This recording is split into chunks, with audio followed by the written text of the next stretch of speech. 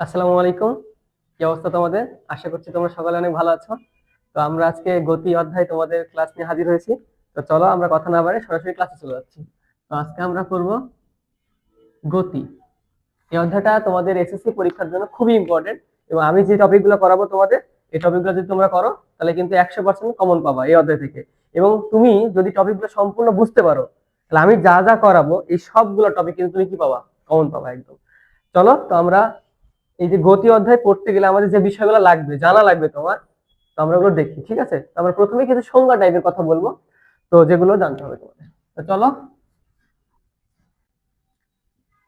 স্থিতি আর একটা কি আছে শব্দ?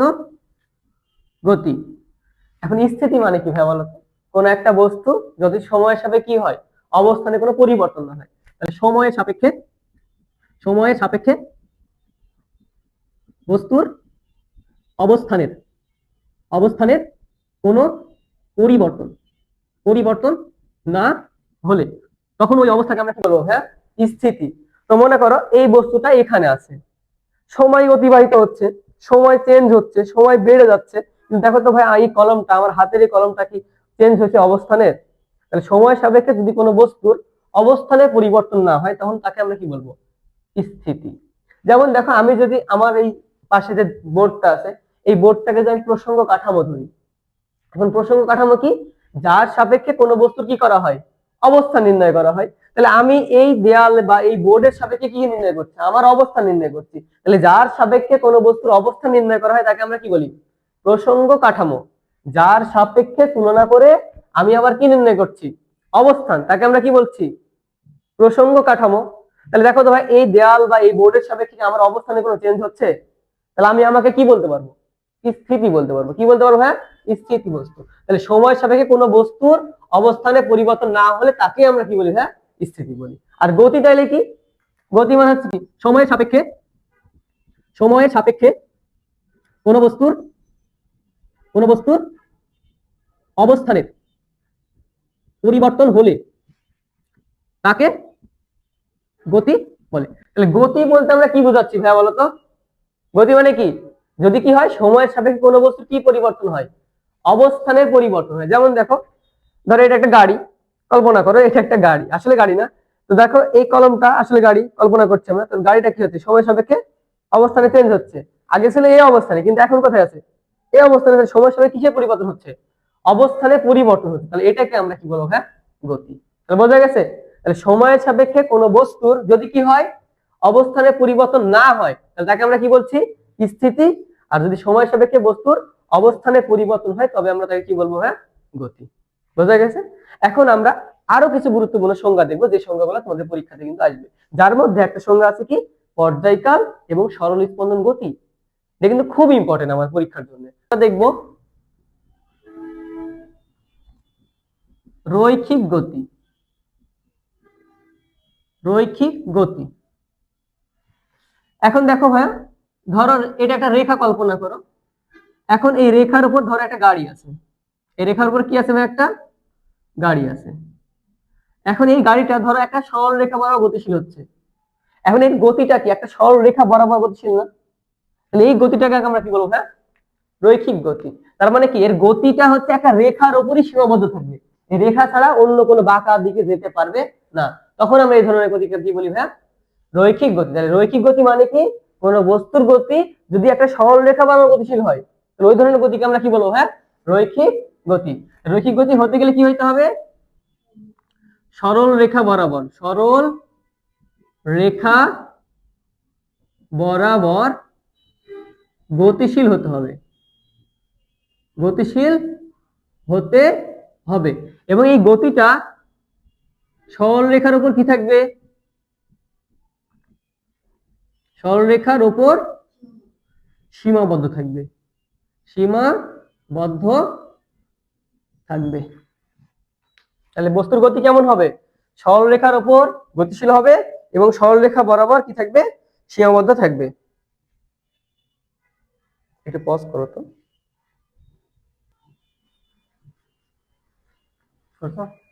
এবার আসো ঘূর্ণন গতি। ঘূর্ণন গতি। তো ঘূর্ণন গতিটা কি? তো তাকাও এদিকে আগে।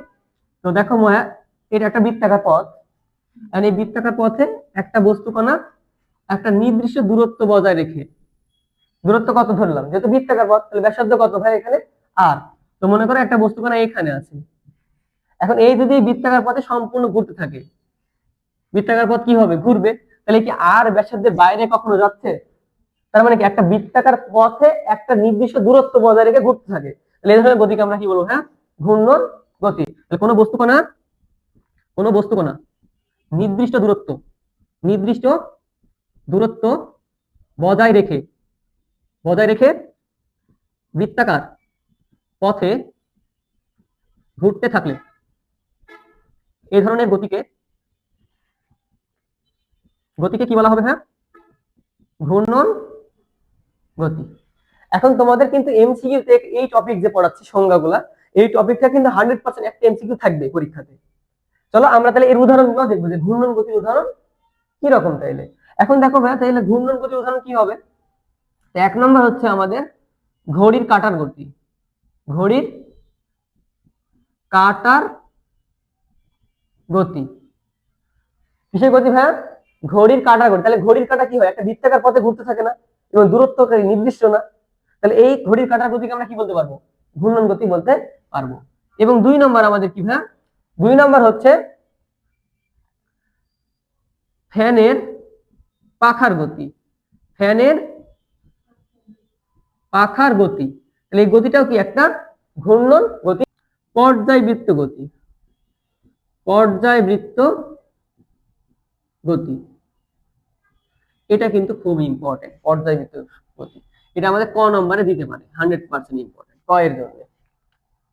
তাহলে পর্যায়বৃত্ত গতিটা কি হবে? পর্যায়বৃত্ত গতি মানে হচ্ছে কি, এখানে দুটো কন্ডিশন আছে। কন্ডিশন হচ্ছে আমার বস্তুটা বৃত্তাকার পথে ঘুরতে পারে, উপবৃত্তাকার পথে ঘুরতে পারে, বা সরলরেখাতে ঘুরতে পারে। তাহলে আমার পর্যায়বৃত্ত গতি কেমন কেমন গতিপথ হতে পারে? একটা পথ হতে পারে বৃত্তাকার হতে পারে, গতিপথটা কেমন হতে পারে, বৃত্তাকার। তারপরে আরেকটা কি হতে পারে, সরলরেখা। এবং আরেকটা কি হতে পারে আমাদের, উপবৃত্তাকার। তাহলে পর্যায়বৃত্ত গতি কেমন কেমন গতিপথ হতে পারে, বৃত্তাকার, সরলরেখা, অথবা কি উপবৃত্তাকার। তাহলে বৃত্তাকার হলে কি হবে, এরকম হবে, তাহলে বৃত্তাকার পথে একটা কণা ঘুরবে। সরলরেখা হলে কি হবে, একটা রেখা বরাবর ঘুরবে। এবং উপবৃত্তাকার হলে কি হবে, উপবৃত্তা একটা পথে ঘুরতে থাকবে। যেমন পৃথিবী যে ঘুরে কার চারিদিকে, সূর্যের চারিদিকে, আমরা এখানে কি বলি যে উপবৃত্তাকার পথে ঘুরছে। তাহলে এখানে পৃথিবী বলতে হয় কতদিন, মানে কত ঘন্টা পর পর দিন রাত হয়, 24 ঘন্টা পর পর, 24 ঘন্টা পর পর না। তাহলে আমরা এখান থেকে কি বলতে পারি যে উপবৃত্তাকার পথে একটা নির্দিষ্ট সময় পর পর দিন রাত হচ্ছে না। তাহলে এই দেখো এইটাকে আমরা বলতে পারি ভাই কি, পর্যায়বৃত্ত গতি। তো সহজ করে বললে মনে করো এটা একটা বৃত্তাকার পথ, এই বৃত্তাকার পথে মনে করো এটা হচ্ছে একটা নির্দিষ্ট দূরত্ব, ধরো আর দূরত্ব। তো মনে করো একটা বস্তু কণা এখান থেকে যাত্রা শুরু করছে, তাহলে এই যাত্রা শুরু করে বৃত্তাকার পথে ঘুরছে, ঘুরে কি এই বিন্দুতে ফিরে আসবে না। তাহলে যদি এই বিন্দুকে একটা নির্দিষ্ট সময় পর পর অতিক্রম করে, কি বললাম, এই যে বিন্দু কল্পনা করলাম এ বিন্দু, ওই এ বিন্দুকে কি করছে, একটা নির্দিষ্ট সময় পর পর অতিক্রম করছে, তাহলে এই ধরনের গতিকে আমরা কি বলবো, হ্যাঁ পর্যায়বৃত্ত গতি। যেমন ঘড়ির কাঁটার ক্ষেত্রে কি হয়, যদি তুমি 60 সেকেন্ডের কাঁটা বলো, তাহলে 60 সেকেন্ড পর পর ওই বিন্দু অতিক্রম করবে না। তাহলে 12টার কাঁটা ধরো, এটা 12টার কাঁটা, তাহলে কত সেকেন্ডের কাঁটা কতক্ষণ পর পর অতিক্রম করবে, এখানে 60 সেকেন্ড পর অতিক্রম করবে না। তাহলে বস্তুর গতিপথটা বৃত্তাকার হতে পারে, সরলরেখা হতে পারে, বা উপবৃত্তাকার হতে পারে, কিন্তু একটা নির্দিষ্ট সময় পর পর কি করবে, একটা নির্দিষ্ট বিন্দুকে অতিক্রম করবে। তাহলে এখানে আমরা কি বলবো, একটি নির্দিষ্ট সময় পর পর, নির্দিষ্ট সময় পর পর নির্দিষ্ট বিন্দুকে, নির্দিষ্ট বিন্দুকে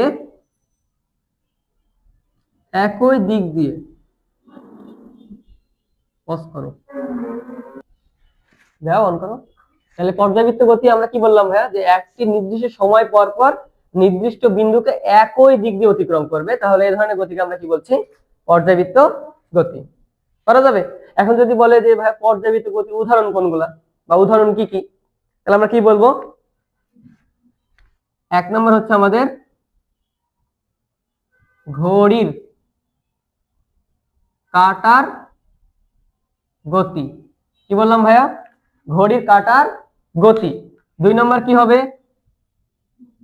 সূর্যের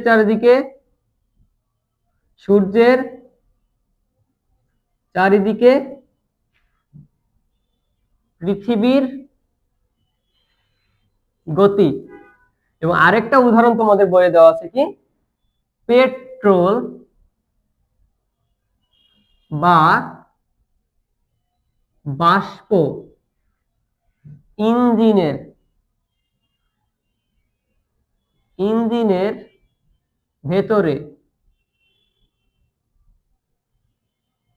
ভেতরে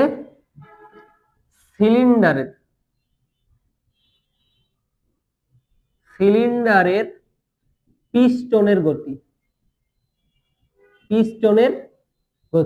তাহলে সবগুলাকে আমরা কি বলতে পারবো? পর্যায়বৃত্ত গতির উদাহরণ। পারা যাবে? এই সবগুলাই কি ভাই আমাদের পর্যায়বৃত্ত গতি উদাহরণ। তাহলে কি কি? একটা ঘড়ির কাঁটার গতি। এখন ঘড়ির কাঁটার মধ্যে কি আছে? সেকেন্ডের কাঁটা আছে, মিনিটের কাঁটা আছে, ঘন্টার কাঁটা আছে। তাহলে সূর্যের চারদিকে পৃথিবীর গতি।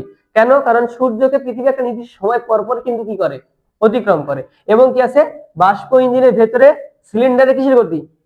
পিস্টনের গতি। দেখবা যে বিভিন্ন অ্যাডে, টিভিতে বিভিন্ন অ্যাডে কি করে? একটা মোটরসাইকেলে যখন মোবিলের একটা ভিডিও দেয়, তখন দেখবা যে ইঞ্জিন এরকম উপর নিচ হয় না? ওইখানেও কিন্তু পিস্টনের গতিটাও আমাদের কি? পর্যায়বৃত্ত গতির উদাহরণ। তো এরপরে আসো, এরপরে আমরা দেখবো হচ্ছে স্পন্দন গতি। এরপর টপিকের নাম দাও স্পন্দন গতি।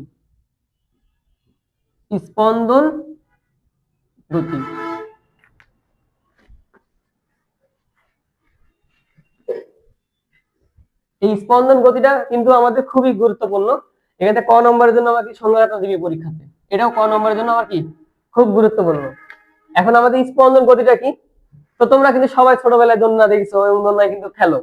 দোলনা কি হয়? যে একজন এইভাবে পেছন দিকে টান দেয়, টানতে ছেড়ে দিলে কি হয়? একবার এদিকে তোলে, একবার এদিকে তোলে।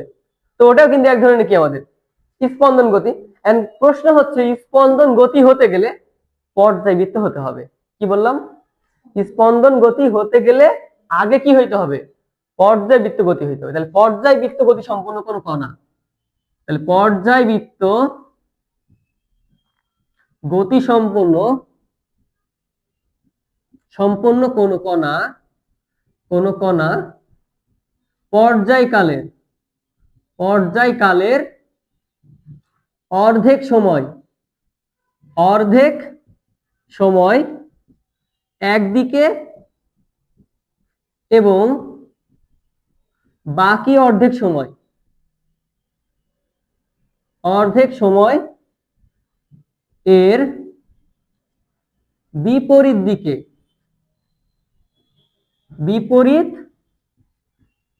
দিকে দুলতে থাকে, তবে এ ধরনের গতিকে স্পন্দন গতি বলে। এই স্পন্দন গতির আরো কয়েকটা নাম আছে, বা হচ্ছে দোলন গতিও বলা হয় অনেক সময়। দোলন গতি, আবার আমরা কি বলি এটাকে? কম্পন গতিও বলে। কি গতি বলে তাইলে? স্পন্দন গতি আরো কি নাম আছে? একটা দোলন গতি আর একটা কি ভাইয়া? কম্পন গতি। এবার আসো, এর উদাহরণ যদি আমরা বলি, তাহলে উদাহরণ কি কি আছে? উদাহরণ হচ্ছে আমাদের সরল দোলকের গতি বা দোলকের গতি, ঘড়ির পেন্ডুলাম, এটাও কিন্তু একটা সরল দোলক গতি উদাহরণ।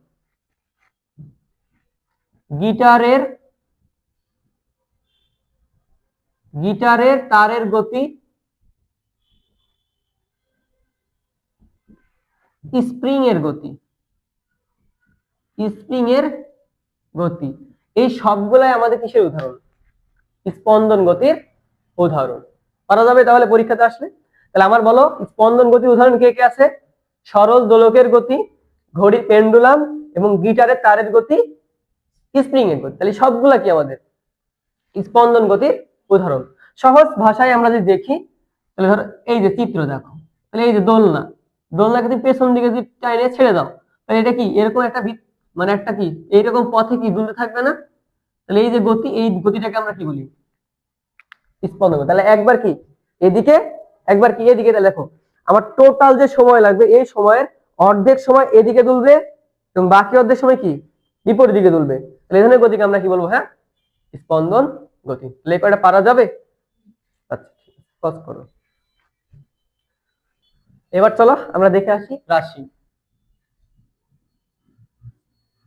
রাশি, এই রাশিকে আমরা ভাগ করব কার উপর ভিত্তি করে? মান ও দিক। মান ও দিকের উপর ভিত্তি করে রাশিকে দুই ভাগে ভাগ করা যায়। কয় ভাগে ভাগ করা যায়? দুই ভাবে। একটা হচ্ছে আমাদের স্কেলার রাশি, একটা কি ভাইয়া? স্কেলার রাশি, আর একটা কি ভেক্টর রাশি। তাহলে বলো, মান ও দিকের উপর ভিত্তি করে রাশিকে কয় ভাগে ভাগ করতে পারলাম আমরা? দুই ভাগে। কি কি? একটা হচ্ছে আমাদের স্কেলার রাশি, আর একটা কি ভেক্টর রাশি। এখন স্কেলার রাশি তাহলে কি কি থাকবে, আর ভেক্টর রাশির উপর কি কি থাকবে? তাহলে স্কেলার রাশি, তাহলে স্কেলার মানে কি? শুধু কি আছে? মান আছে। কি আছে ভাইয়া? মান আছে, কিন্তু কি নেই? দিক নেই। মান আছে কিন্তু কি নেই? দিক নেই। তাহলে ওই সকল রাশিকে আমরা কি বলবো? স্কেলার রাশি। ভেক্টর রাশি কি হবে তাইলে? মান আছে, আবার কি আছে? দিক আছে। মান আছে এবং কি আছে? দিক আছে। তাহলে যে সকল রাশি প্রকাশের জন্য শুধুমাত্র কিসের প্রয়োজন? মানের প্রয়োজন, কিন্তু কিসের প্রয়োজন নেই? কোনো দিকের কোনো প্রয়োজন নাই, তাকে আমরা কি বলবো? স্কেলার রাশি। ভেক্টর রাশিটা কি তাইলে? যে সকল রাশি প্রকাশের জন্য মান এবং দিক উভয়েরই প্রয়োজন, তাদেরকে আমরা কি বলবো? হ্যাঁ, তাহলে ভেক্টর রাশি। বোঝা গেছে? এখন আমাদের প্রশ্ন আসবে, নিচের কোনটি স্কেলার রাশি, নিচের কোনটি ভেক্টর রাশি? তো আমাদের সবচেয়ে গুরুত্বপূর্ণ হচ্ছে চাপ। চাপ কি রাশি? স্কেলার নাকি ভেক্টর? আমরা সবাই জানি চাপ হচ্ছে স্কেলার রাশি, কিন্তু চাপের তো একটা নির্দিষ্ট দিক থাকে মনে হয়, কিন্তু আসলে চাপের কিন্তু নির্দিষ্ট কোনো দিক নেই, যার জন্য চাপটা কি রাশি? স্কেলার। কিন্তু চাপটা কি রাশি ভাইয়া? স্কেলার রাশি। এটা একটা খুব সুন্দর উদাহরণের মাধ্যমে আমরা বুঝতে পারি যে আসলে চাপ কি রাশি? স্কেলার রাশি। চলো আমরা একটু দেখে আসি। দেখো, এটা একটা পাত্র নিলাম আমরা, এই পাত্রে পানি দ্বারা পূর্ণ করছো। ধরো কি দ্বারা পূর্ণ করছো? পানি দ্বারা পূর্ণ করছো। এখন এর ভেতরে কি আছে? পানি আছে। এখন তুমি এটাকে যদি একটা পিস্টন দ্বারা ঢেকে দাও, দিয়ে এই পিস্টন দিয়ে চাপ প্রদান করো নিচের দিকে, এভাবে পিস্টন দ্বারা কি বল প্রয়োগ করো, তাহলে চাপ প্রযুক্ত হবে ভেতরে। এখন ভাইয়া বলো তো, তাহলে এই যে ভেতরে পানির যে চাপ, তাহলে এটা কোন দিক কোন দিক প্রযুক্ত হবে? এদিকে প্রযুক্ত হবে না চাপ? এদিকে প্রযুক্ত হবে, এদিকে হবে, নিচে হবে, এইদিকে হবে। সব দিকে চাপ কি ভাগ হয়ে যাবে না? যদি সব দিকে চাপ ভাগ হয়ে যায়, তাহলে চাপের কোন নির্দিষ্ট কোন দিক পাচ্ছ? তাহলে তুমি যখন ফুটা করে দাও, এখানে ফুটা করলে, এখানে ফুটা করলে, এখানে একটা ফুটা করলে, এখানে একটা ফুটা করলে, তাহলে পানি কি চারটা ফুটা দিয়ে বের হবে। দেখো, চাপের কোন নির্দিষ্ট দিক নেই, চারিদিকে কি ছড়ায় গেছে চাপটা। তাইলে এর জন্য চাপের জন্য স্পেসিফিক বা নির্দিষ্ট কোনো দিক নেই, যার জন্য চাপটা কি রাশি? ভাগ স্কেলার রাশি। বোঝা গেছে? এখন আসো, আমাদের যদি বলে কি দূরত্ব ও সরণ, এই দুটার মধ্যে কোনটা স্কেলার রাশি আর কোনটা ভেক্টর রাশি? আমরা জানি দূরত্ব কি রাশি? স্কেলার রাশি। স্কেলার রাশি। কিন্তু সরণটা কি রাশি ভাইয়া? ভেক্টর রাশি। এখন তাহলে দুইটা, একটার মধ্যে আমরা কি পেলাম? স্কেলার, একটা পাইলাম কি ভাইয়া? ভেক্টর। এখন কেন স্কেলার কেন ভেক্টর এটা তো বুঝতে পারছো। কেন? কারণ স্কেলার রাশি প্রকাশের জন্য কি লাগে? শুধু মান, কিন্তু দিক লাগে না। এজন্য দূরত্বকে প্রকাশের জন্য শুধুমাত্র মান হলেই হয়। এমন দেখো, মনে করো আমি এখানে দাঁড়ায় আছি, এখন আমি তোমাকে বললাম যে তুমি 2 মিটার যাও। এখন তুমি 2 মিটার কোন দিকে যাবা? কোন নির্দিষ্ট দিক আছে এখানে? তুমি যে ইচ্ছা সেদিকে যাইতে পারো, আমি সামনে যাইতে পারি, আমি পেছনে যাইতে পারি, অথবা আমি ডানে যাইতে পারি, অথবা কি আমি বামে যাইতে পারি। তাহলে এখানে স্পেসিফিক ভাবে কোনো দিক নেই, যার জন্য দূরত্বটা কি রাশি, স্কেলার রাশি। কিন্তু আমি যদি বলি তোমাকে যে তুমি 2 মিটার পূর্ব দিকে যাও, তাহলে আমি কি করবো, এখান থেকে আমি 2 মিটার পূর্ব দিকে যাব। তা দেখো তো ভাই, এখানে আমি মানের সাথে কি দিকটা বলে দিলাম না? তাহলে এই যে সরণ, এটা হচ্ছে কি রাশি ভাই, ভেক্টর রাশি, এবং এটা কি হবে, নির্দিষ্ট দিকে হবে। এমন দেখো ভাই, আমার হাতে কি আছে, কলম আছে, একটা কি লাল, একটা হচ্ছে কালো, লাল একটা কালো। এখন ভাইয়া বলো তো, আমি এই যে বস্তুটা নিলাম, তাহলে এই বস্তু বলেছি যে এই বস্তুর ভর হচ্ছে 20 গ্রাম অথবা 50 গ্রাম পূর্ব দিকে। তুমি হাসবা না, তুমি আমাকে কি বলবা, যে ভাইয়া পাগল হয়ে গেছে। কি হয়ে গেছেন ভাইয়া, পাগল। কারণ এই বস্তুটার ভর বললেই তো হচ্ছে, ভর তো পূর্ব দিকে বা উত্তর দিকে এরকম কোনো দিকে কাজ করছে না। যেমন আমার যদি কেউ জিজ্ঞেস করে যে ভাই আপনার বয়স কত, তাহলে আমি কি বলবো, যে হয় 24 বছর বা 25 বছর। কিন্তু আমি যদি বলি যে ভাই আমার বয়স হচ্ছে 24 বছর পূর্ব দিকে, তাহলে শুনতে কেমন অকাট লাগছে না? হাসবে না সবাই? তাহলে আমার কি বলবা, যে ভাই আপনার মাথার তার ছিঁড়ে গেছে, আপনি পাগল হয়ে গেছেন। তাহলে এখানে আমার মান বললেই হচ্ছে, দিকের কোনো প্রয়োজন হচ্ছে না। তাহলে এই যে বয়স বা সময়, এটা কি রাশি, স্কেলার রাশি। কি রাশি, স্কেলার। শুধুমাত্র কিসের প্রয়োজন হচ্ছে এখানে, মানের প্রয়োজন হচ্ছে। বুঝতে পারছো? এবং আমার যদি কেউ ভর জিজ্ঞাসা করে, আমি অনেক পাতলা যদিও, কেউ যদি ভর জিজ্ঞেস করে আমি কত বলবো, ভাই 50 কেজি বলবো, 52 কেজি বলবো, অথবা কি 48 কেজি বলবো। কিন্তু আমি কি বলবো কখনো যে আমার ভর 50 কেজি পূর্ব দিকে, আমার ভর 50 কেজি উত্তর দিকে, এরকম বলবো? তাহলে আবার বল ভাই আপনি সত্যি পাগলা হয়ে গেছেন। তাহলে এখানে আমার মানের সাথে দিকের কোনো প্রয়োজন হচ্ছে না। এই জন্য আমার কি, এগুলাকে বলা হচ্ছে কি, স্কেলার। তাহলে ভর কি রাশি, স্কেলার রাশি। বোঝা গেছে পার্থক্যটা? এখন আসলে আমরা খুব সহজে দূরত্ব এবং সরণের মধ্যে যে পার্থক্য আছে, এই পার্থক্যটা একটু দেখি। সরণ ও দূরত্বের পার্থক্য। তো মনে করো একটা বস্তু এখানে আছে, ধরো এ বিন্দুতে আছে, এখন ওই বস্তুটা বি বিন্দুতে যেতে চাই। কোথায় আছে বস্তুটা, এ বিন্দুতে যেতে চাই, কোথায়, বি বিন্দুতে। এখন ভাই আমি এখানে পথ দিয়ে দিলাম না, এখন তুমি যে কোনো পথে তুমি যাইতে পারো, এ থেকে কোথায়, বিতে। তো আমার যেইখানে আছে, ধরো এটাকে আমরা বলছি আদি অবস্থান। এটা কি ভাইয়া, আদি অবস্থান। আর ধরো তুমি বি বিন্দুতে যাবা, তাহলে এটাকে আমরা কি বলবো, শেষ অবস্থান। এখন ভাইয়া বলো তো, তুমি এ থেকে বিতে কয়টা উপায় যাইতে পারো, অসংখ্য উপায় যাইতে পারো না? তুমি এরকম ব্যাঙ্গের মতো লাফাতে লাফাতে যাইতে পারো, তারপরে এরকম জিগজ্যাগ জিগজ্যাগ জিগজ্যাগ ড্যান্স দিতে যাইতে পারো, বা উড়ে যাইতে পারো এখানে, অথবা সাঁতার কাটতে কাটতে যাইতে পারি এভাবে।